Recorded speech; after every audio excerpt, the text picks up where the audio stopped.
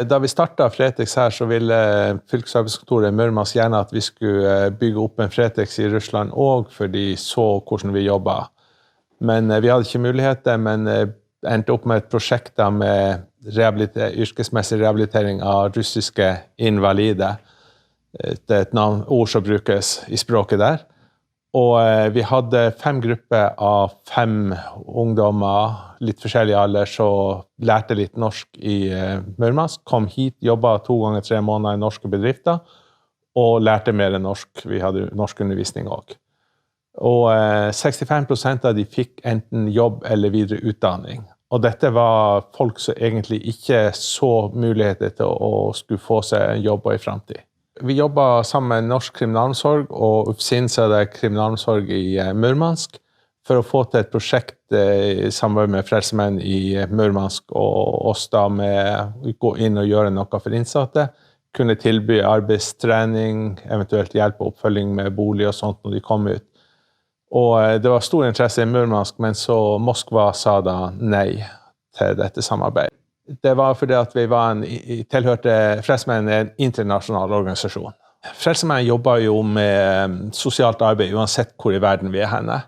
Går jo inn i det behovet så der er mulighet til å gjøre noe med, og så finnes. Og der er jo en hel del folk som sliter med rusproblemer, folk som har vært i fengsel og sliter med å komme i sosiale gjenger. Vi har en del folk som er bostedsløse, akkurat som i de fleste andre samfunn. Og vi tror at vi kan bidra med noe der med Frelsesmenn. De lokale lederne i Frelsesmenn i Murmansk synes dette er en veldig god idé. De har gjort en veldig god jobb med Fretex-avdelingen som har bygd opp der borte og fått den til å fungere veldig bra. Sånn at gjennom Fretex, eller Spatex som det heter på russisk, så er det mange som får hjelp. Og de er veldig gira på å få dette opp og gå nå, og også Departementet for arbeid og sosial utvikling i Murmansk ser gjerne at vi kommer i gang med det her. Og ønsker å se det som i sammenheng med det sosiale arbeidet i Murmansk som drives både offentlig og andre private. Normalt er det jo veldig greit å kunne reise over der. Var vi både 2 og 3 ganger over i måneden og var et par dager og hadde kontakten og så utvikling og sånt, men nå i pandemien så er vi jo avskåret fra reise. Men det begynner å bli lettere å jobbe også på digitale flater, ha møter der, men det er klart når du skal begynne å jobbe sammen med mennesker du ikke kjenner, så er det ekstra vanskelig når du skal over i et annet land og jobbe sammen. Nå har jo da Spatex fått omsetningen ganske mye opp etter pandemien startet, sånn at det er blitt en solid bruktbutikk, så folk kan komme og handle, de som har lite penger, men det går jo også veldig mye til sosial hjelp som gis bort til de fattige som ikke kan gå og bruke penger. Vi har folk som kommer på Frelsesmenn og får klær. Der deles ut klær via SOS Barnebyer og Røde Kors også i Murmansk. Andre sosiale organisasjoner kan få klær. De har også levert tonnevis med klær til fengsel i Murmansk. Vi har jo sett at avstanden mellom de rike og de fattige er blitt større og større.